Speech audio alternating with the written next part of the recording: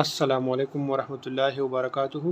Hi dear students, how are you students. आज है unit number 4 में लेक्चर नंबर 3 और आज के कंटेंट्स है अनवेटेड इंडेक्स नंबर। यानी आज हम ये डिस्कस करेंगे कि हम अनवेटेड इंडेक्स नंबर को कैसे कैलकुलेट करेंगे।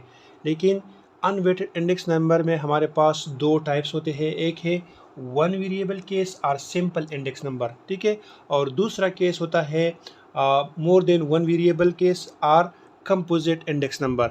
लेकिन कंपोजिट इंडेक्स नंबर के लिए इंशाल्लाह हम एक और लेक्चर तैयार करेंगे, इंशाल्लाह उनको हम नेक्स्ट लेक्चर में डिस्कस करेंगे। और फिर वन वेरिएबल केस और सिंपल इंडेक्स नंबर को हम किस तरह कैलकुलेट करते हैं, तो हम इसको दो मेथड से कैलकुलेट करते हैं। इसकी कैलकुलेशन हम दो मेथड से करते हैं, एक है फिक्स बेस मेथड और दूसरा है चेंज बेस मेथड, ठीक है।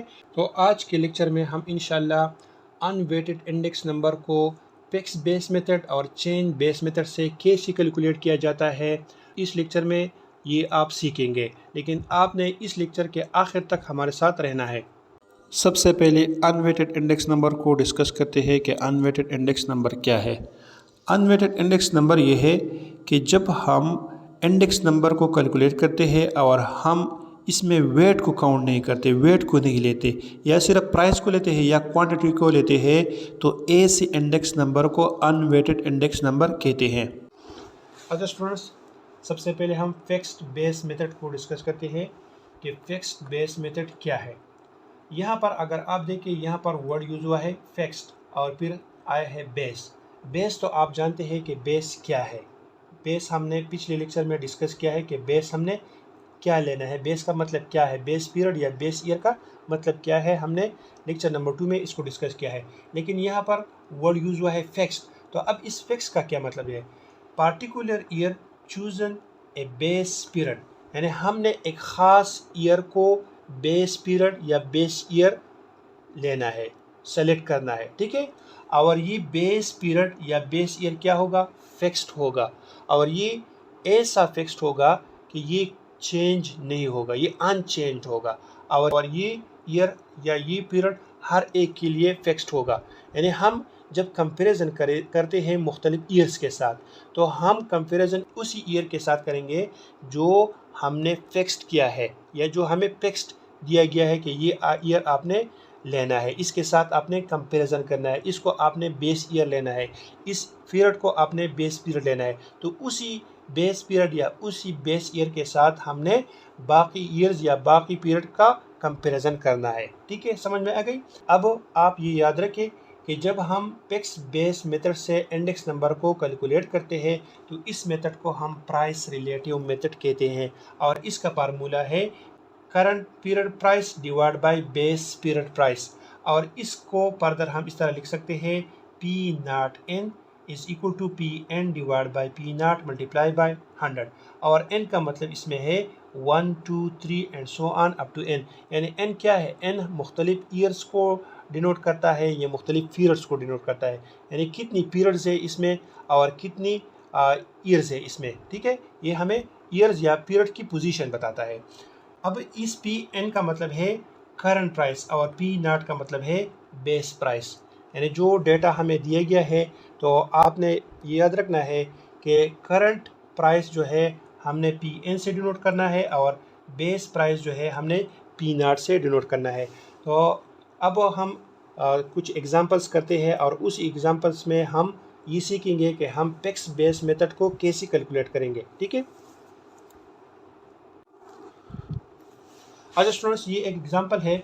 एग्जांपल कुछ इस तरह है कि हमारे पास डेटा है और कहते हैं कि आपने इस डेटा का प्राइस रिलेटिव फाइंड करना है और 2005 आपने बेस ईयर लेना है।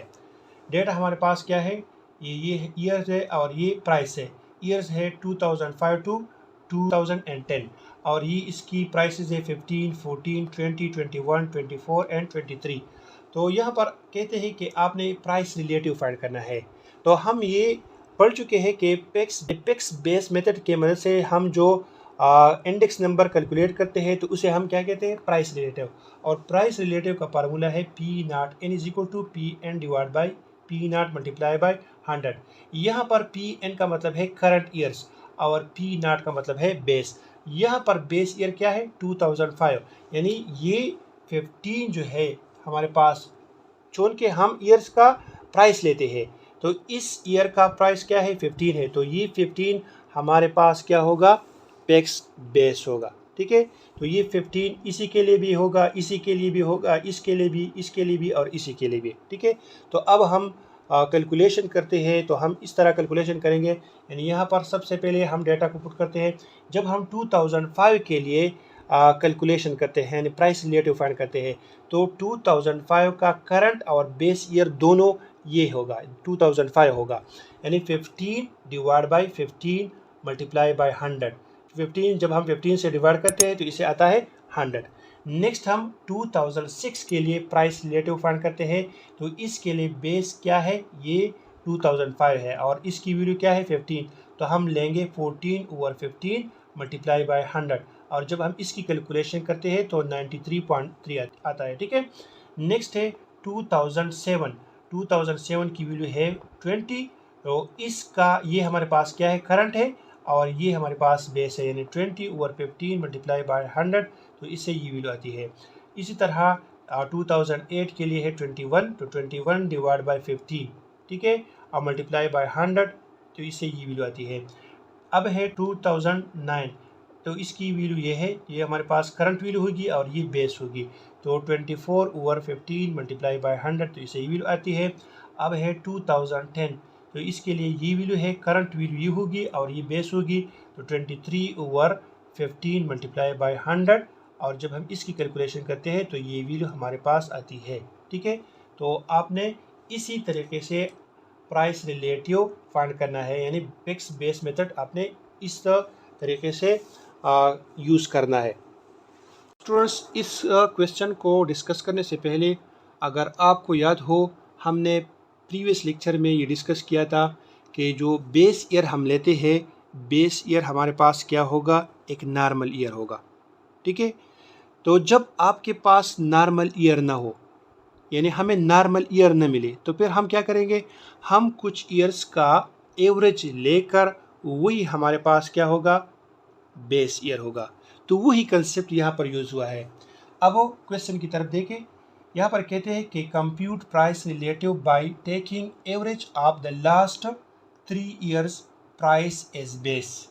यानी यहाँ पर कहते हैं कि आपने प्राइस रिलेटिव फाइंड करना है और आपने लेना है एवरेज, किसका average, the last 3 years price as base. Last 3 year कौन से हैं, एक है 2011, 2012 और 2013, यानी इन तीनों ईयर्स के जो प्राइसेस है, यानी ये प्राइसेस जो है इसका आपने एवरेज लेना है, यानी 2011, 2012 और 2013, इसका जब आप एवरेज लेते हैं यानी इन सब को आपने ऐड करना है और 3 से डिवाइड करना है, तो ये हमारे पास 33.3 आ जाएगी और ये होगा बेस ईयर।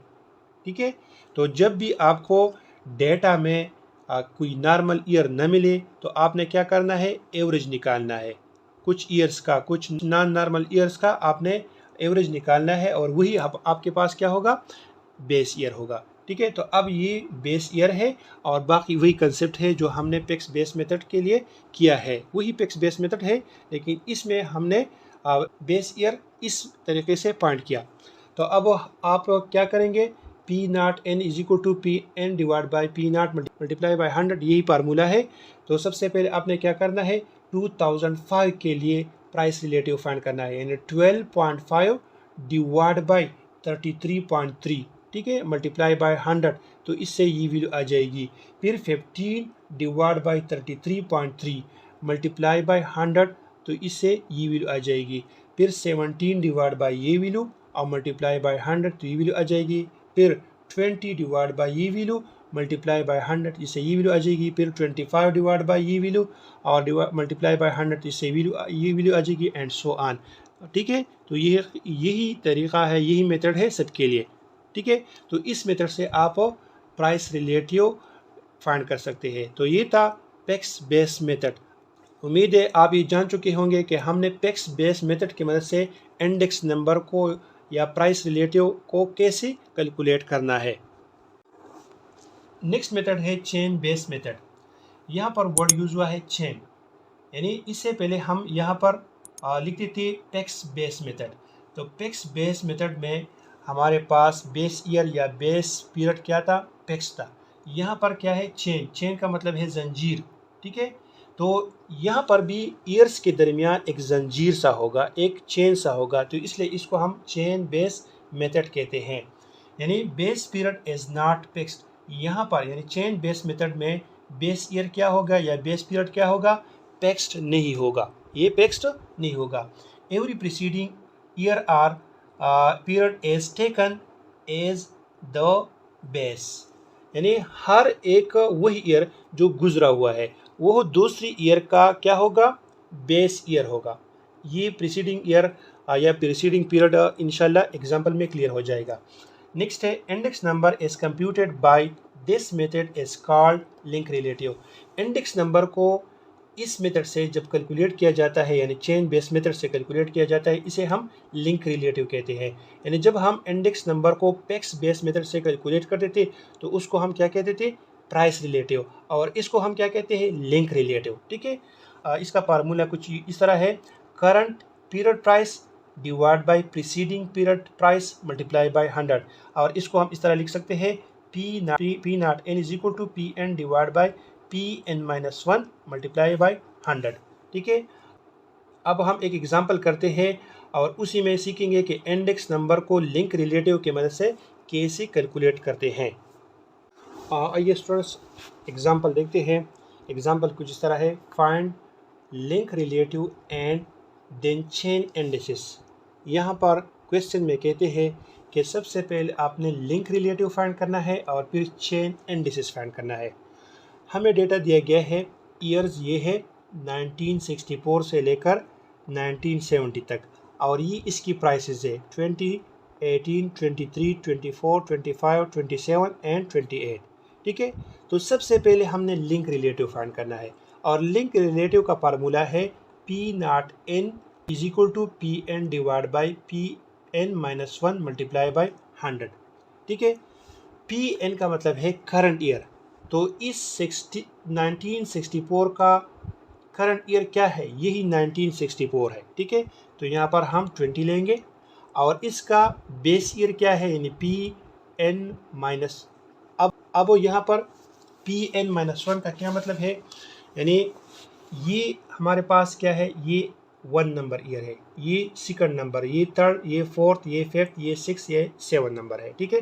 यानी एन की वैल्यूज हमारे पास क्या है, 1, 2, 3, 1 से लेकर 7 तक ये हमारे पास एन की वैल्यूज है, 1 से लेकर 7 तक ये हमारे पास वैल्यूज है, ठीक है। यानी हमें ईयर्स बताते हैं कि ये ईयर नंबर 1 है, ये सेकंड नंबर ईयर है, ये थर्ड है, ये फोर्थ है, ये फिफ्थ है, ये 6 है और ये 7 है, ठीक है। तो सबसे पहले नंबर फार्मूला अगर हम लिखते हैं तो हम किस तरह लिखते हैं, पी नॉट 1, तो इस तरह आता है P1 divide by P N की जगह हम 1 लिखते हैं, यानी 1 माइनस 1, ठीक है। तो यहाँ पर क्या आता है, P1 divide by P not multiply by 100, यानी 1 से जब हम 1 को माइनस करते हैं तो क्या आता है, नॉट आता है, ठीक है। तो इसके लिए बेस ईयर क्या है, वो यही बेस ईयर है, यानी 1964 के लिए करंट भी यही है और बेस भी यही है, ठीक है। तो यहाँ पर इसलिए हम 20 डिवाइड बाई 20 लिखते हैं मल्टीप्लाई बाई 100, तो इससे आता है 100, ठीक है। समझ में आ गई।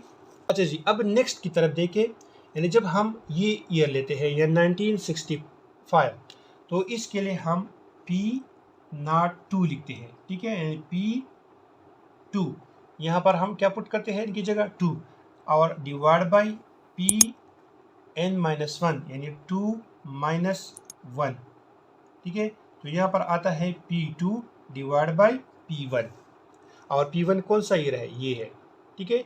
तो इसलिए यहाँ पर हम लिखते हैं 18 डिवाइड बाई 20, और हम अभी अभी पढ़ चुके हैं प्रीसीडिंग पीरियड या प्रीसीडिंग ईयर, तो इसी का मतलब है प्रीसीडिंग ईयर या प्रीसीडिंग ईयर, यानी जो प्रीवियस है, जो गुजरा हुआ है, वही इसका बेस होगा। यानी इसका बेस ये होगा, इसका बेस ये होगा, इसका बेस ये होगा, इसका बेस ये होगा, इसका बेस ये होगा और इसका बेस ये होगा, ठीक है। तो इसी तरीके से आपने बेस ईयर को फाइंड करना है। समझ में आ गई। तो ये सब आप इस तरह करेंगे तो लिंक रिलेटिव कैलकुलेट हो जाएगा। अब है चेन इंडिसेस। अब चेन इंडिसेस को कैसे कैलकुलेट करेंगे, ये भी बहुत सिंपल है। यहाँ पर सबसे पहली वैल्यू का क्या आई है 100, तो यहाँ पर आपने 100 लिखना है, ठीक है। अब इस 100 को इस सेकंड नंबर वैल्यू यानी लिंक रिलेटिव में सेकंड नंबर वैल्यू क्या है 90, इस 100 को इस 90 से मल्टीप्लाई करना है और 100 पे डिवाइड करना है, तो ये 90 आ जाएगी, ठीक है। अब इस 90 को इस थर्ड नंबर लिंक रिलेटिव की वैल्यू से मल्टीप्लाई करना है और 100 पे डिवाइड करना है, तो ये वैल्यू आ जाएगी। अब इसको इसके साथ मल्टीप्लाई करना है और 100 पे डिवाइड करना है, तो ये वैल्यू आ जाएगी। अब इसको इसके साथ मल्टीप्लाई करना है और 100 पे डिवाइड करना है, तो ये वैल्यू आ जाएगी। इसको इसके साथ मल्टीप्लाई करना है, 100 पे डिवाइड करना है, तो ये वैल्यू आ जाएगी। और इसको इसके साथ मल्टीप्लाई करना है और 100 पे डिवाइड करना है, तो ये वैल्यू आ जाएगी। तो ये हमारे पास क्या है, चेन इंडिसेस है। तो चेन इंडिसेस आपने इस तरह फाइंड करना है। जब भी कोई ऐसा क्वेश्चन आ जाए कि उस क्वेश्चन में ये चाहता है कि आप चेन इंडिसेस फाइंड करें, तो सबसे पहले आप लिंक रिलेटिव फाइंड करेंगे। जब आप लिंक रिलेटिव फाइंड करेंगे तो फिर आप चेन इंडिसेस को फाइंड कर सकते हैं। लिंक रिलेटिव के बगैर आप चेन इंडिसेस फाइंड नहीं कर सकते। तो चेन इंडिसेस के लिए लिंक रिलेटिव क्या है, ये बेस है। सबसे पहले आपने इसको समझना है, इसको फाइंड करना है, तो फिर आप चेन इंडिसेस को फाइंड कर सकते हैं, ठीक है। समझ में आ गई। तो ये था आज का लेक्चर। उम्मीद है आज के लेक्चर में आपने अनवेटेड इंडेक्स नंबर में पेक्स बेस मेथड और चेन बेस मेथड की मदद से इंडेक्स नंबर को कैसे कैलकुलेट किया जाता है, आज के लेक्चर में आपने ये सीखा होगा। इंशाल्लाह नेक्स्ट लेक्चर में फिर मुलाकात होगी। तब तक के लिए अल्लाह हाफिज़।